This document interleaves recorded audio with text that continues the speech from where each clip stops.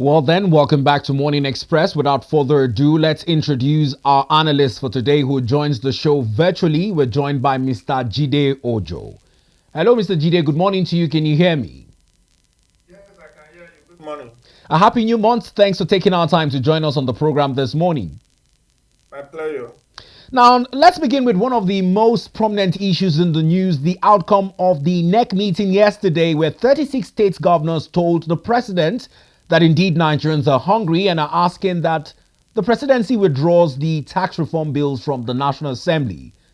What do you make of this position of the 36 state governors?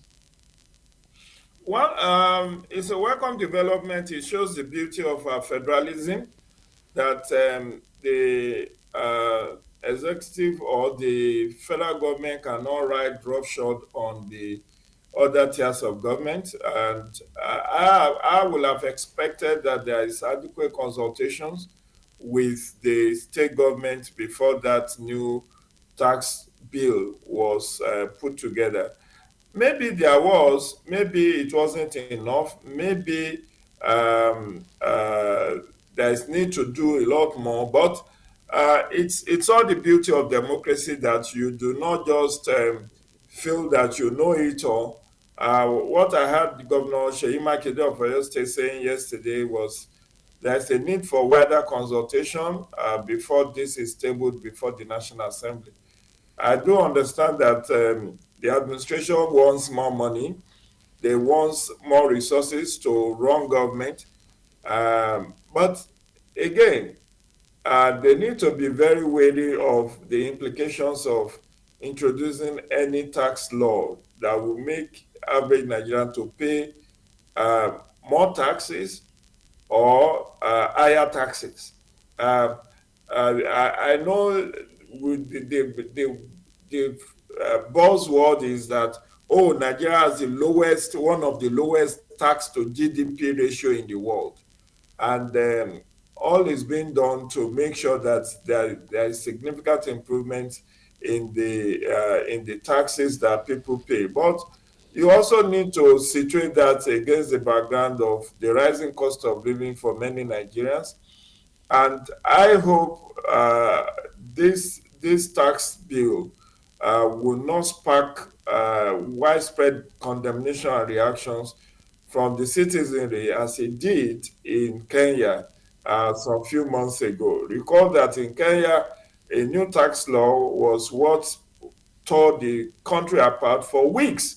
That the President William Ruto had to not only withdraw that tax law, but also have to dissolve his cabinet. And finally, that protest eventually consumed his deputy president, who have to be impeached early sometimes last week for his role in that widespread protest. So Nigerians are quite on edge about having to pay more for whatever services.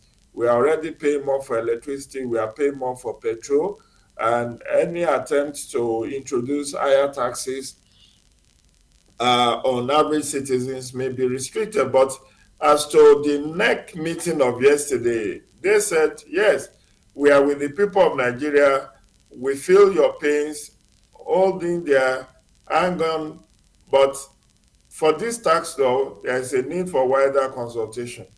I do know that part of the controversy on this has been tax, the distribution based on derivation, and that there is a saying that there is a bit of that law that says you only get based on how much you produce, how much you contribute.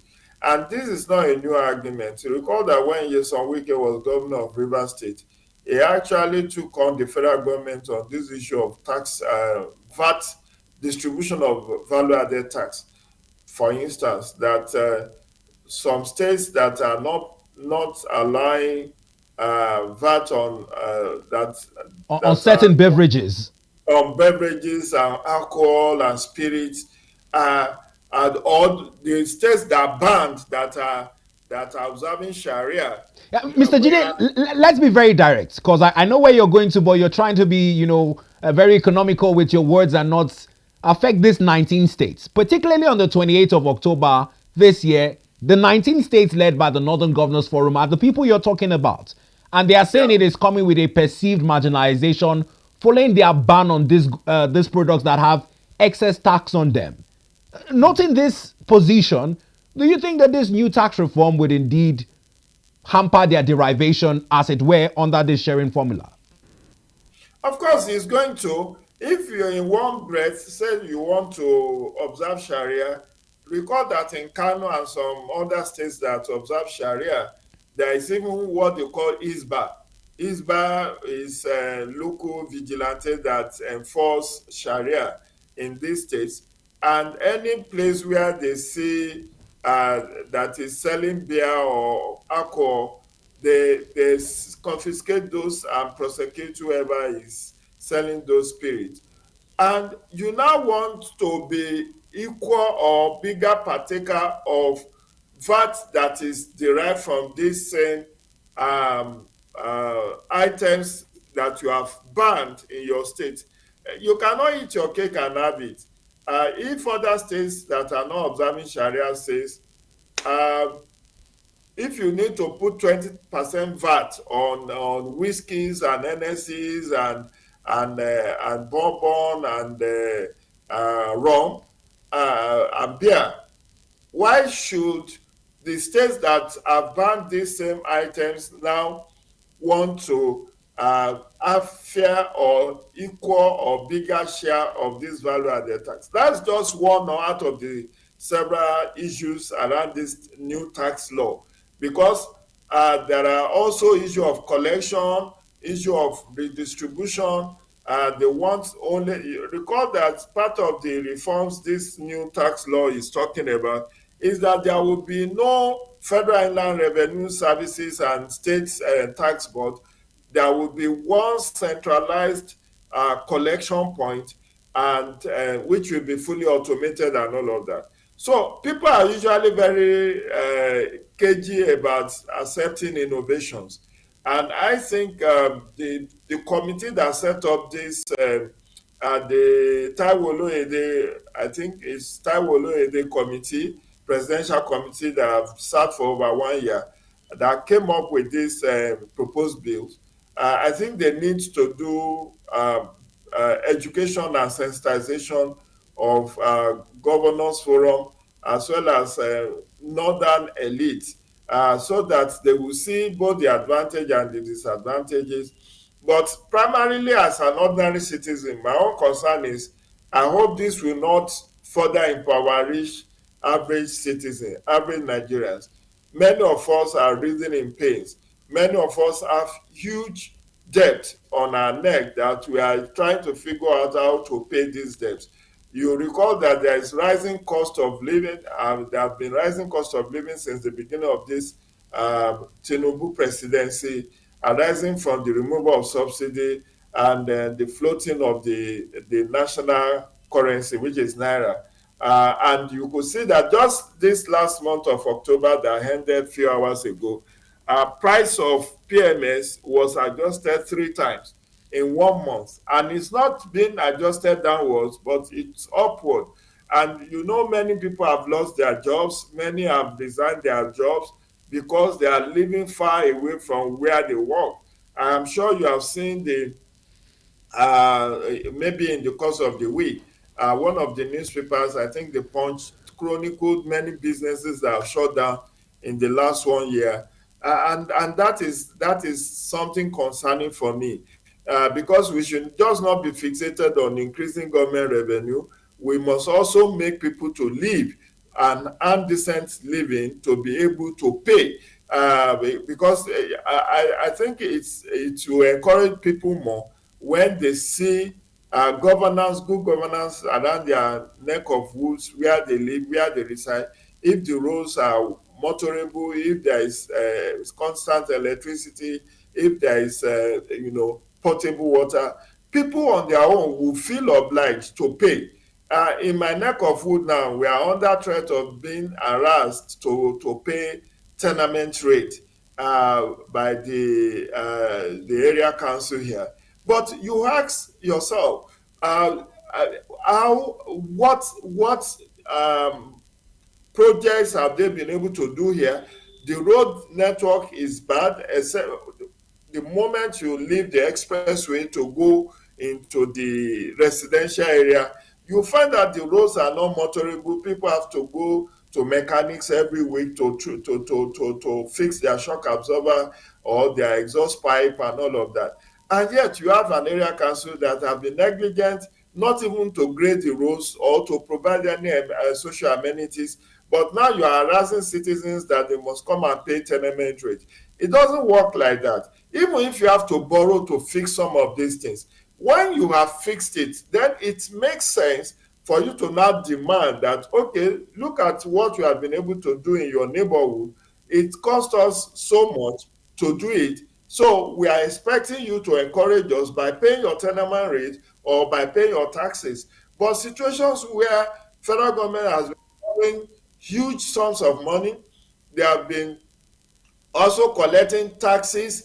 No, they said our savings from subsidy, from removal of subsidy on petroleum product is in trillions of naira. So if you are having exponential increase in your revenue, and because you have removed subsidy, should you now be obsessed with enforcing people to pay more taxes? I think Nigerians may not want to agree that we need more taxes at this time, or higher taxes, or even higher collection. I think people want to first see that dividends that they are supposed to enjoy, and that will convince them. The argument will become more plausible that yes, we can see the effect of good governance in our neck of wood where we live. We can see improved electricity. Look at the northern states now. In the last 2 3 weeks, they've not had electricity. And when the Minister of Power was at the National Assembly early this week, he was saying that they will have to endure till about November 12th. That will make it approximately 1 month. The same thing is happening in Bayelsa, where vandals have also thrown the entire state into months of blackout. And these are part of what will discourage people from even wanting to buy the idea that, oh, they should encourage government by paying their taxes or by paying more, whether it's value added tax, or to endure the removal of subsidy, or to even endure the depreciation of the naira. Because as the naira depreciates, so there is higher cost of living, and more people drops into poverty line. So who are you going to tax at the end of the day? Who can you tax when businesses are shutting down? In other climes, they are talking of ease of doing business. And the easiest way to collect taxes is when there are thriving businesses, when people have means of livelihood. Look at the operational cost of many small and medium scale enterprises. When they look at how much they have to spend on diesel and public electricity, many of them have been put on band-aid, and they now look at the newly approved minimum wage, which moves minimum wage from 30,000 to 70,000 naira. You'll find out that the operational cost of many businesses have increased exponentially, and because it has increased exponentially, many of them have to right size or downsize. And those who do not downsize or downsize, their workers are voluntarily resigning, because what their employers are paying them is a far cry from what can sustain them, even to offset their transportation. So you can look at this issue in multi-dimensional way, but the primary objective of government is security and welfare of citizens, according to Section 14, subsection 2B of the Constitution of the Federal Republic of Nigeria 1999 as altered. So that should be the primary goal of whatever initiative, innovations that this administration want to introduce to the citizens. Now, very well said, Mr. Jide Ojo. But listening to comments coming in from the presidency, despite these outcries by Nigerians and their governors on the cost of living crisis. Mr. Bayo Nanuga says that Nigerians should consider the Nigerian tax bill, which is part of the bill submitted to the National Assembly. He's saying that that is intended to reduce multiple taxation. Do you think that this defense that the presidency is mounting justifies the timing of the national tax reform bill? I disagree. See, the road to hell is paved with good intention. The road to hell is paved with good intention. You have heard the president saying repeatedly from May 29, 2023 to date, his last nationwide broadcast being on 1st of October 2024. He has continually justified why subsidies should be removed on PMS. Now, they are proposing alternative to us, CNG, but the conversion, how to convert your cars to using CNG is quite expensive in millions. I think it's now about 1.5 million for ordinary cars and all of that. Now, I'm drawing an analogy from there. Not that I understand that that's not your question directly, but I'm drawing the analogy that when they say, oh, allow us to introduce these taxes, it will make you to pay less taxes and all of that.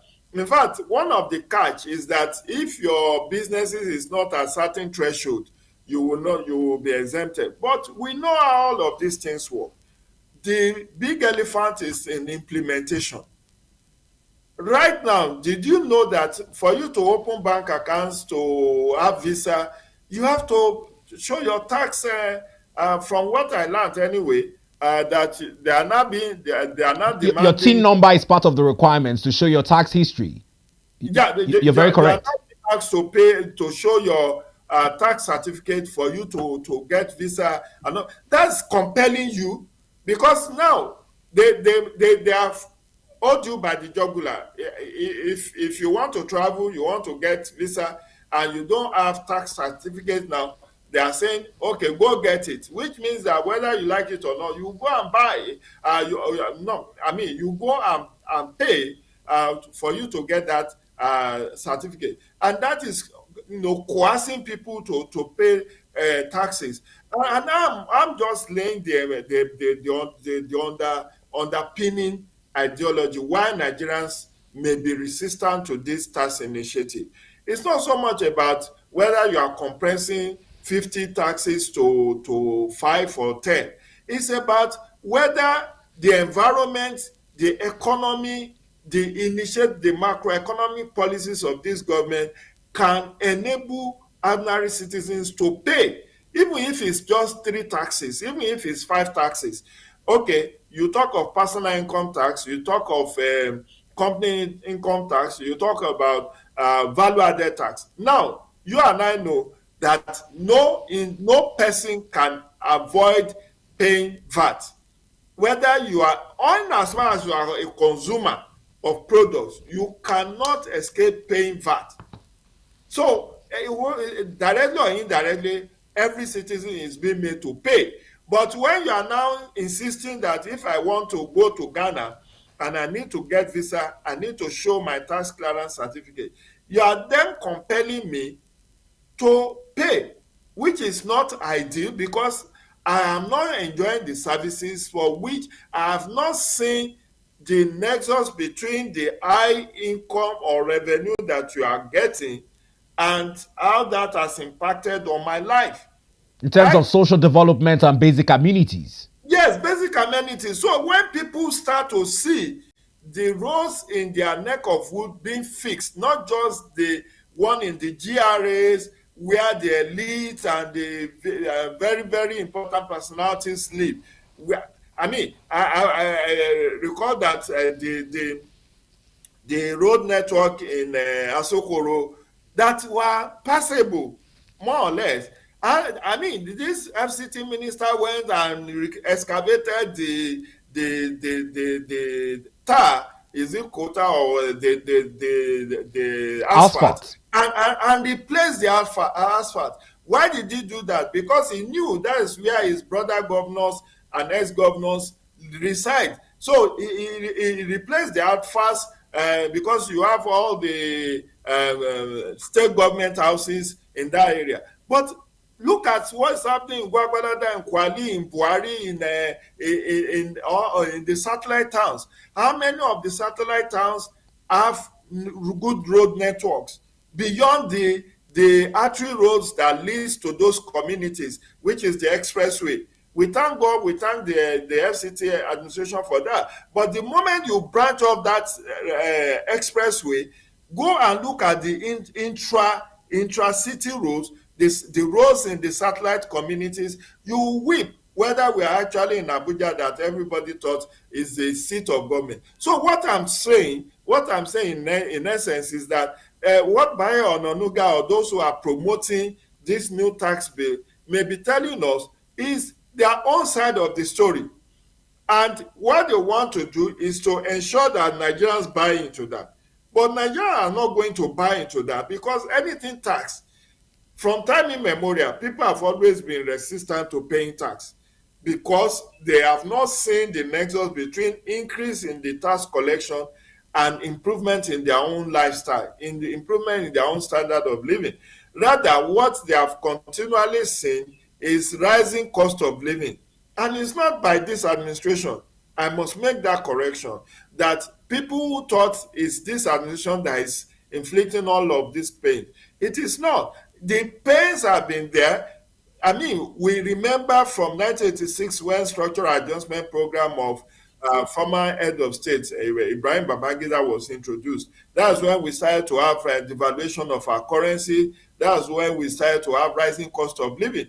1986 to date, has there been any year where Nigerians could say, we are now enjoying, or we have better days? So you can see that it's been a consistent trend from over 40-50 years out of the 64 years of this country's independence. But we cannot be stuck with our history. There must be something that changes. And what people are looking forward to is that, what is this government? What is he doing for me? How has my life improved under this administration? People are selling off their properties. Many are not able to pay their rent.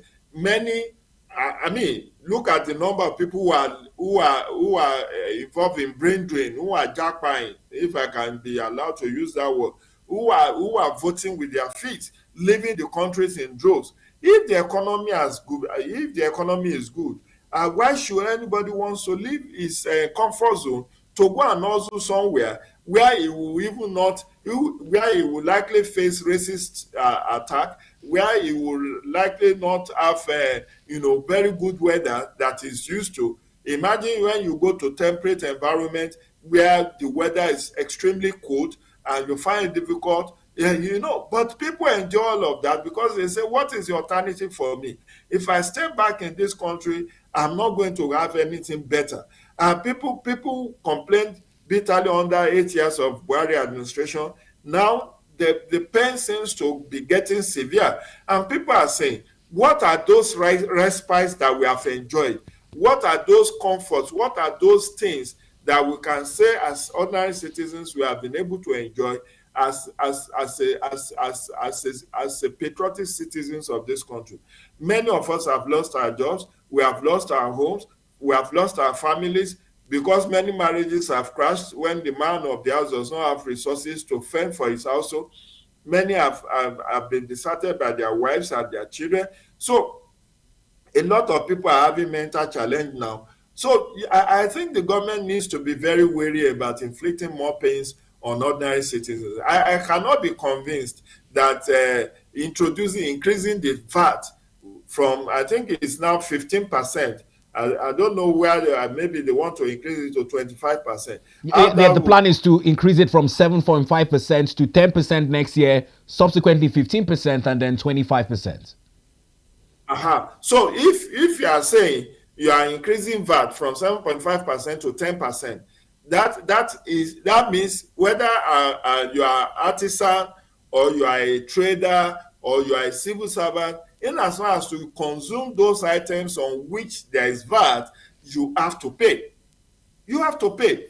consciously or unconsciously, you have to pay. And that will mean another rising cost of goods and services.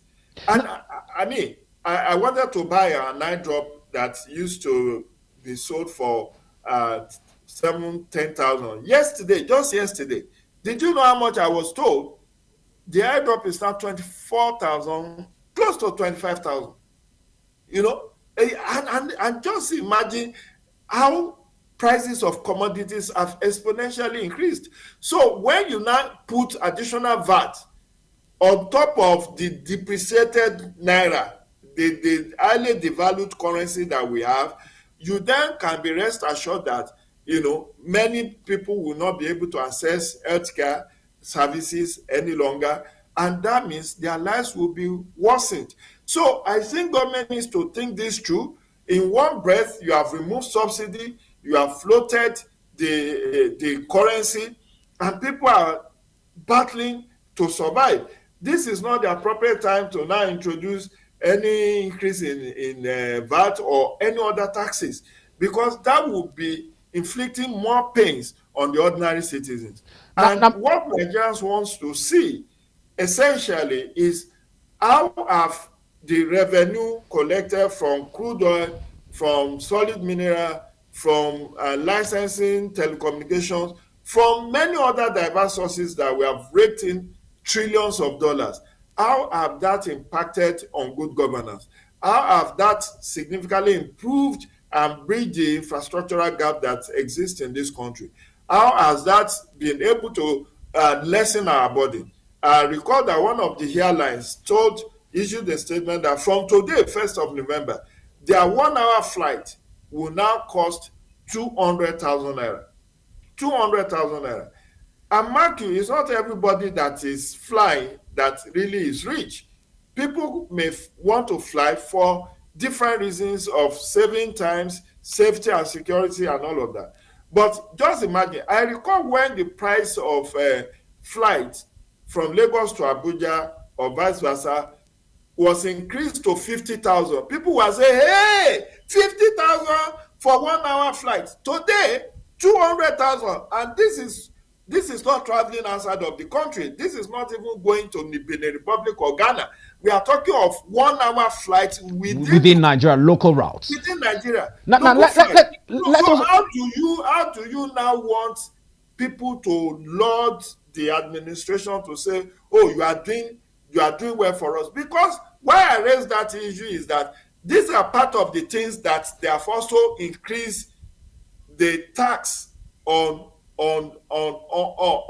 So you now see that everywhere you go, government is just cornering you to make sure that they get extra from you. More And revenue people for the want government. service. Now, Mr. Jide, let's put into perspective some of the comments that came off the back of yesterday's NEC meeting.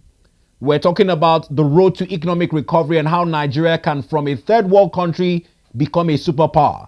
A lot of the governors and many analysts agree that this would be based on local initiatives. The first example was Dangote Refinery, where projections of Jet A1 fuel to make flight fares cheaper would be sold. But despite this, marketers are prioritizing imported fuel. How does Nigeria get the sincerity of purpose to turn back its attention to local initiatives as a panacea for economic growth? That is exactly what I've been alluding to, my brother. Look at it this way. You are mounting buy made in Nigeria, uh, consume made in Nigeria. But are our leaders leading by example? Last year alone, National Assembly procured vehicles in excess of 100 billion as official vehicles for their 469 members. Many of these vehicles, in fact, all of these vehicles are not assembled in Nigeria. They were not assembled in Nigeria. So how do you want to promote local brands like Innocent or the other one that is in Lagos, Ekpe area of Lagos and all of that? So if you don't patronize your own, then there is what is called capital flight. You are encouraging capital flight. Now, somebody invested about $20 billion to establish a refinery. And instead of selling crude to this man at a discounted rate, you are selling crude to him at even higher than what is The international obtainable price. in the international market. Recall that sometimes this year, Dangote cried out that the IOCs, international companies from which he is being asked to buy crude, are selling their own crude at over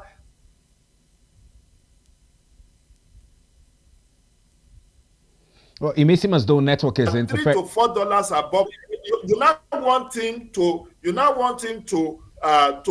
sell at rock bottom price to average Nigerian. It doesn't work. The man borrowed a lot from different banks and financial institutions within and outside Nigeria. He needs to pay back his debt. You know, people like Dangote, people think that they have all the money and resources in the world. What they are doing is OPM, other people's money. They are using other people's money to invest in business. And that's why I am very happy with what the NEC resolved yesterday after listening to him, that they will encourage his business, they will ensure that they buy from him, they patronize his business. And he has met with President Tinubu early this week. Recall 2-3 days ago, he met with the president and other key players in the oil and gas market. And it was after that he said that NNPCL and major marketers should stop importing fuel, that he has over 500 million liters in his tank farm in Lagos, and the product is available. Of course, we know that Ghana is already expressing interest to buy from Dangote. But you see, what people are missing with Dangote is that they want him to sell cheap. But is he getting the crude cheap? It's only this last month, October, that they started the Naira for crude sales. And even that Naira for crude sales, my own gut feeling is that government must peg the amount in Naira, whether it's Naira or dollar.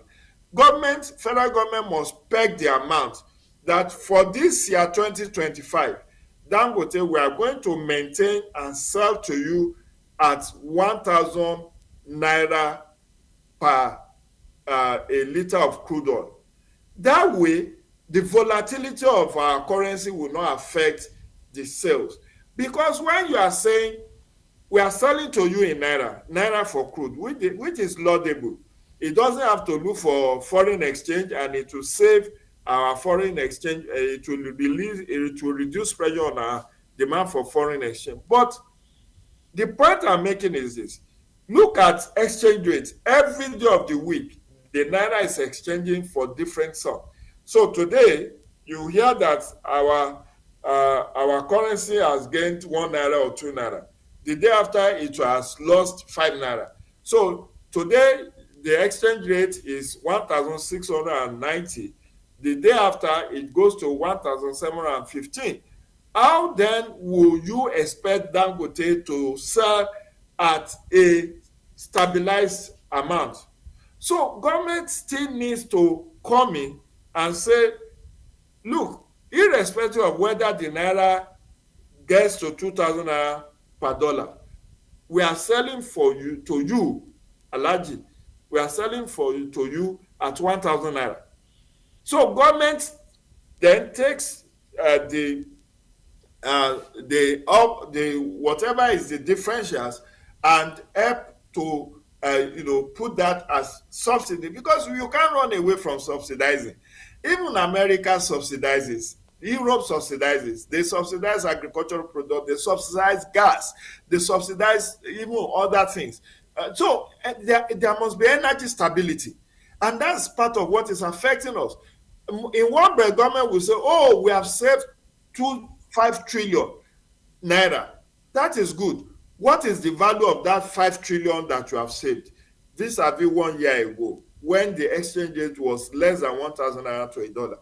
What is the value? So you are saying that you have increased revenue, but the increased revenue Doesn't have the value it should. Doesn't have because of the purchasing power parity. So your currency has been depreciated by over 300% in the last 1 year. So it's even better for me to have 1 million in January 2023 than to have 5 million in December 2024. Because when you look at the devaluation in that period of time, what I could buy with 1 million in January 2023 and what I could buy in January 2024, let's make it year on year, you will see that you will need times 4 or 5 of what you can buy 1 year ago. You will need that kind of sum to buy now. And that is why there is price volatility. Unless we stabilize the currency and make it not to fluctuate the way it's fluctuating, because the prediction is that as we approach the end of the year, the naira could go as low as 2,000 naira to a dollar. And that will worsen the cost of living crisis that is currently being experienced. Now, Mr. Jide, because of time, we have just about 5 minutes. Let's squeeze in one more angle to this conversation. Like you rightly said, a lot of other nations are subsidizing to make the lives of their citizens better. Nigeria here, we have subsidy gone, but many are looking at the palliative angle to it. The Minister of Finance and Coordinating Minister of the Economy, Mr. Wale Edun, yesterday was also talking about 25,000 naira conditional cash transfer and 90 billion naira that has been obtained in students' loan. He's talked about the consumer credit scheme as some interventions of government. In your opinion, is that some efforts worthy of note? It doesn't add up. I mean, sincerely speaking, you know better than this, my brother. Okay, consumer credit is credit, you still call it. I have to pay. So you go and buy something on credit. Is it on gratis? Or you say student loan 90 billion. Is it not a loan? Will I not have to pay back? Then you are saying that palliative, you are giving 25,000 naira to maybe 20 million families. What is the value of 25,000 naira? A particular weekend, 2-3 weeks, I think I have 40,000 naira on a Friday, and by Saturday, Sunday, I was on zero levels. Zero. I mean, just one weekend, and I'm a teetotaler. I'm not drinking. Not that I indulge in alcohol or excessive or luxurious lifestyle. So, if you are giving a family of 4 25,000 naira, even if you are giving them consistently, what value? How does that lift them from their poverty status?